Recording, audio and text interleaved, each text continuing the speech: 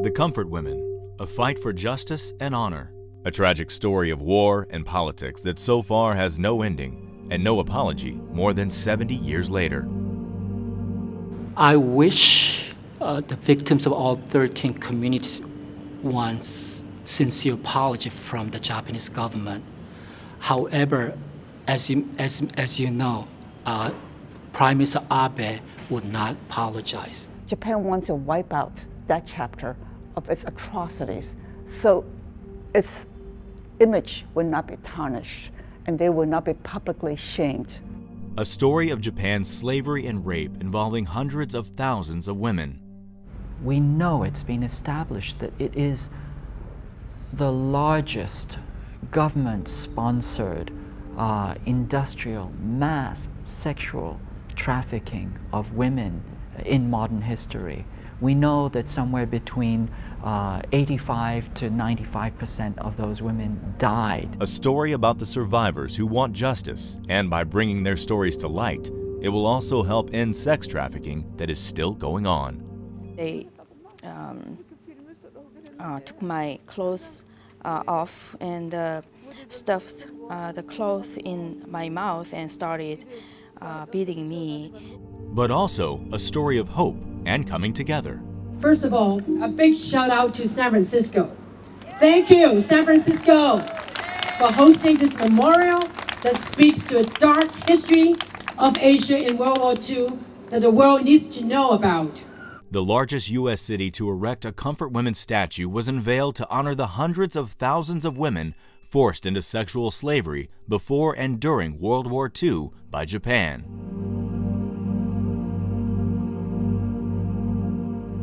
So here is the plaque, language that we labored over many hours, and we tried to convey the universality of the violence against women during wartime must stop. Quote, "Our worst fear is that our painful history during World War II will be forgotten." Former Comfort Women.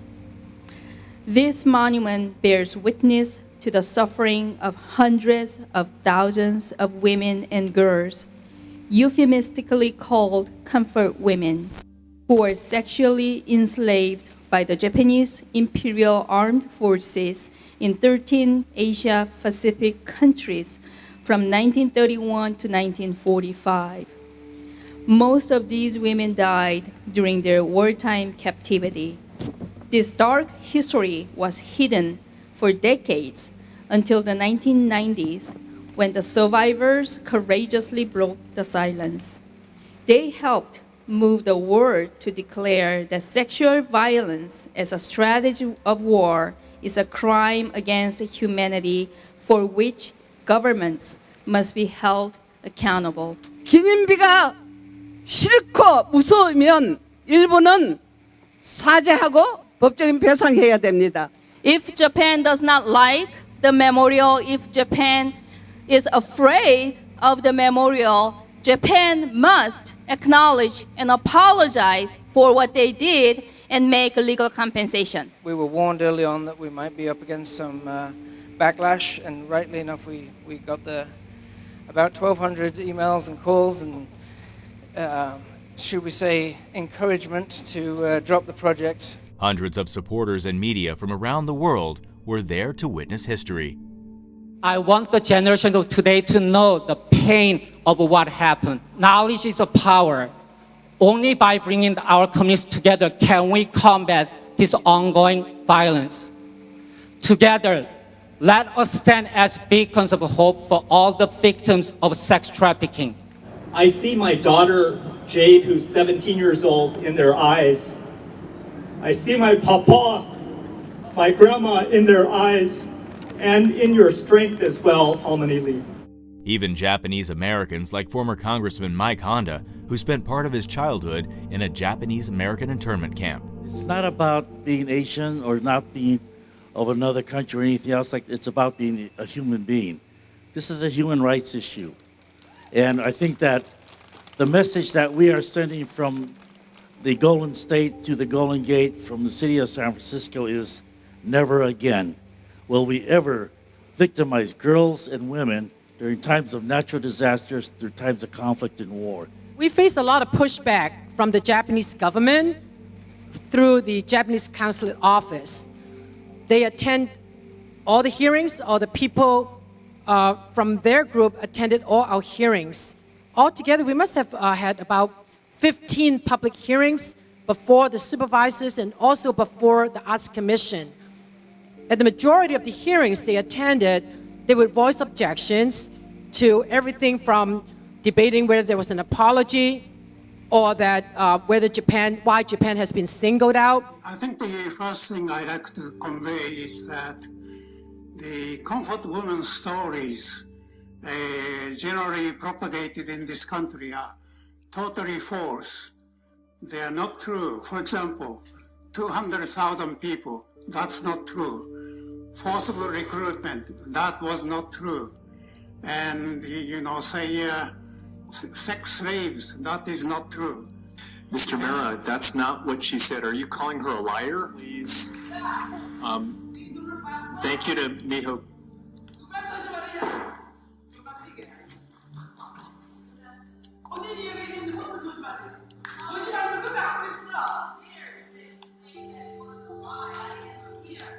I do want to address some of the members of the audience that came here, though, and spoke to deny what happened. And I say this with a great deal of love and respect, but shame on you. Shame on you. Shame on you for denying what happened, and shame on you for the personal attacks on this woman, Grandma Lee, who had the courage to fly from another side of the world to come here to speak her truth. Amazing. And by the way, I hope that the Japanese government is not behind some of these denials.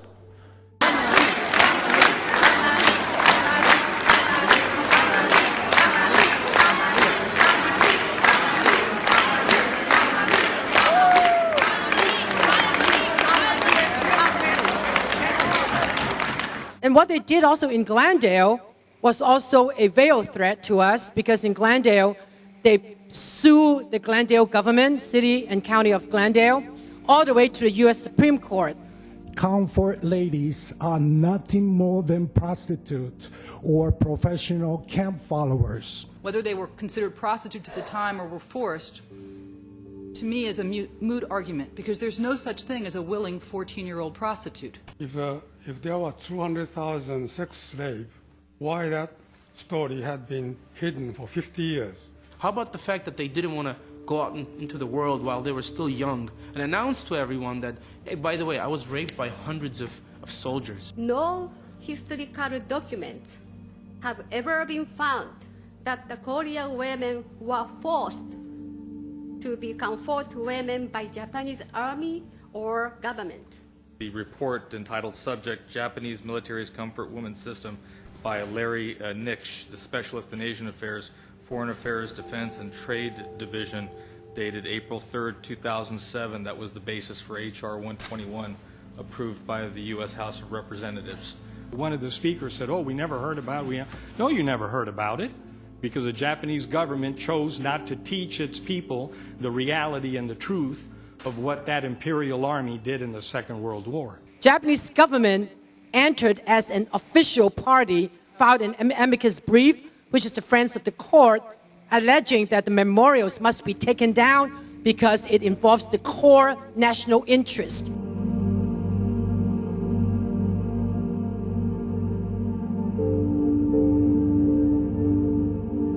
But they continue to fight. In San Francisco's sister city, Osaka, Japan, some officials there have threatened to end the 60-year-old relationship because of the new memorial. This is why, more than 70 years after the war has ended, there's still so much interest and debate. In addition, former Prime Minister Yasuhiro Nakasone started out as a 23-year-old lieutenant during World War II, and in his memoirs, he talks about helping set up the comfort stations and the sex trafficking. Why There's so many witnesses are out there. Why is this such an issue that's such a long run too? However, they most likely will get tired before we'll get tired, because we are now starting to educate a lot of the Korean schools and a lot of other California textbook. Just in 2017 in September when they start printing, worked on it for 6 years. If you finally got the comfort women in the history and science, and that was framed in, and it's going to get published. Here's what we do know. From 1932 to 1945, the Japanese military set up the comfort stations in each country they invaded. The women from those countries were turned into sex slaves. Korea, China, the Philippines, and Indonesia were among the many countries. Japanese military men stood in line, waiting for their turn to have sex. Some of the victims were raped 50 to 60 times a day, and many died. The horror and the terror, the brutality, the cruelty of what these hundreds of thousands of, we refer to them as women, but they were really young girls and young women, as young as ages 8 and 10, who didn't survive. 87% of the women we are recognizing today died. Very few survived because of the physical horror they endured. And so to remember that we should never forget and never again. One of the faces is Young Soo Lee, known as Grandma Lee, one of the very few comfort women still alive.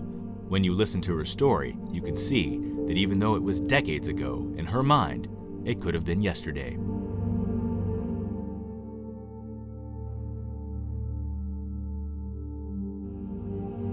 남자 형제만 있었어요. 우리 오빠. In my family, I only had siblings I only had brothers. I had one older brother, and then it was me, and then I had 5 younger brothers. So I was the only daughter, and as the only daughter in the family, I was really loved. She was just a typical teenager, 15 years old, when 2 soldiers spotted her and took her from her home and forced her on a train with the other women. She had no idea why. So we were boarded a train, and that was my first time riding a train at 16 years old. But I started having the sickness, and I had a severe headache, and I started vomiting. And I think I was the youngest of the 5 girls, so I told other girls that, I'm not going, I want to go home because I have headache, I want to go home.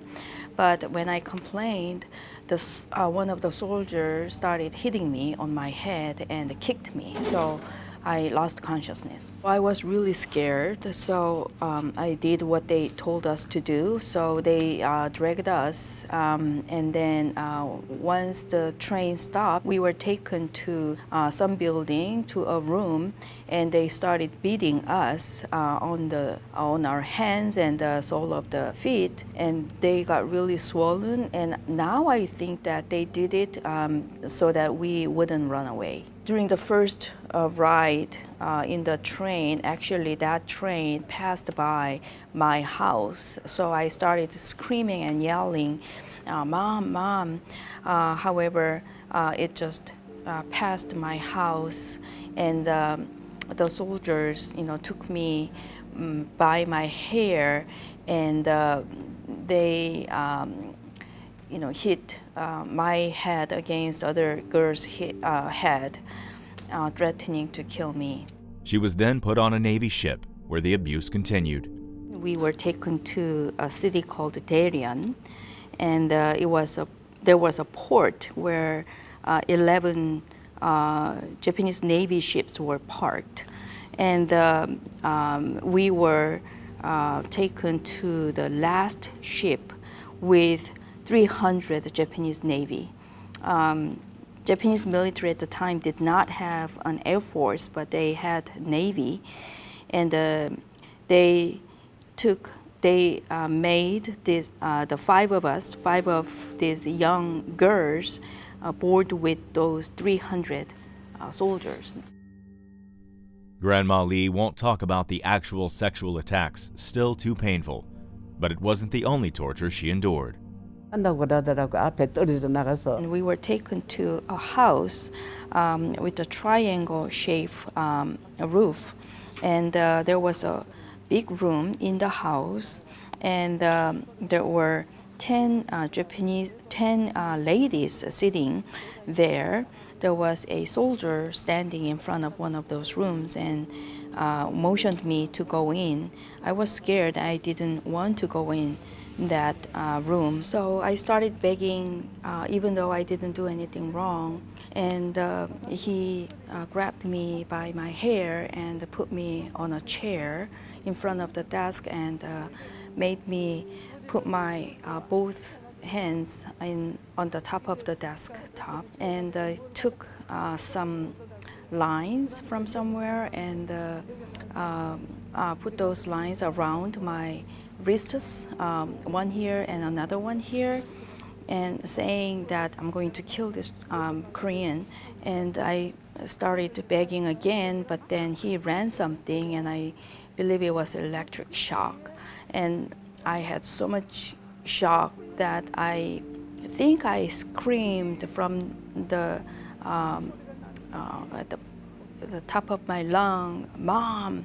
And I don't even remember if it was I made a sound or not, but I fainted. This is not even a detailed testimony. I have not told everything I needed to say, and I was summarizing my story here and there. However, I want to ask, why did I have to forced into a soldier's room? Why did I have to go through those torture and electric torture because I refused to go in those rooms? I still am suffering from the pain. After the war ended, she was finally able to come home in 1946, but it was not the homecoming she was expecting. When I came home, I was in bad shape. So my mom was so shocked to see me. She thought I was a ghost. And she believed that I was a ghost, that she put fire on a bunch of straw and tried to kick me out of the house, thinking that I was a ghost. My mom went a little crazy at the shock. This is the pain and suffering they caused me. Does she hate the Japanese? I hate the crime they committed, but I don't hate people. Why do you think I had to struggle for 26 years demanding official apology and legal compensation? If you committed a crime, you have to be punished for it. There is a reason why I don't hate them. It is because of the next generation who are growing up, our children. That is the reason. I hope the young people of both countries will become friends. This isn't the life you asked for or wanted, but you are an inspiration to so many people. If you could snap your fingers and go back and act like it never happened, would you do that? Or are you comfortable with the life that you've lived and what you've been able to accomplish? Right now, I am very active, and I go and meet so many people around the globe. So what happened in the past is what happened, and I don't cling to those memories only, because so many people around the world give me the energy and give me the laughter and make me happy. I am only very grateful for the people. The question, will Japan officially apologize before the last of the comfort women is dead? What's really important is the education. Yes, certainly we would want the apology, like the Japanese Americans wanted the apology from the U.S. government. So we were successful because of people like my father, that resulted in the Civil Liberties Act of 1988 that was signed by President Reagan, a Republican, right? So that can happen. And I don't know what it's going to take. Hopefully this type of media education will help to change people's hearts and minds. It's amazing to me, in one way, that Japan has refused to apologize. I mean, it's not just that they've refused to apologize. They basically say this didn't happen. I mean, there was a letter in the Chronicle that said, you're just looking at one side. It's a two-sided issue. Well, what's the other side? And, you know, they also deny that the massacre in Nanjing happened. In 1937, you know, 300,000 people were killed in 6 weeks, and they say that never happened. I mean, this is very dangerous to deny history. I think it's a moving target. Just look at the way Japan is now reacting or responding to the Comfort Women Memorial. For the longest time, they allege it's a geopolitical issue and accuse those of us who are, you know, have ethnic origins in China or Korea of playing geopolitical game and doing this to gain their own ethnic countries an advantage. But now if you look recently, as a result of the San Francisco Comfort Women Memorial, they're changing the strategy. They're saying that matter is so complicated, it is very difficult, and there's so many factors involved. It's not all sides, you know, I mean, there's not just one side, they're all sides. Well, it depends on the countries of the world.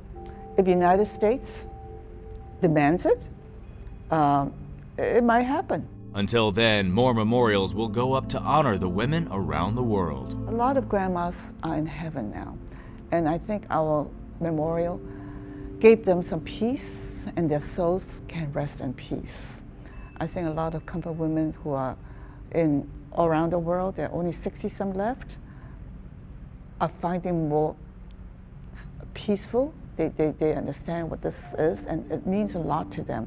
So when I look at the memorial, I think of them. I think of the comfort women of the past. I think of the comfort women of the present. And I hope that there will no longer be any comfort women of the future.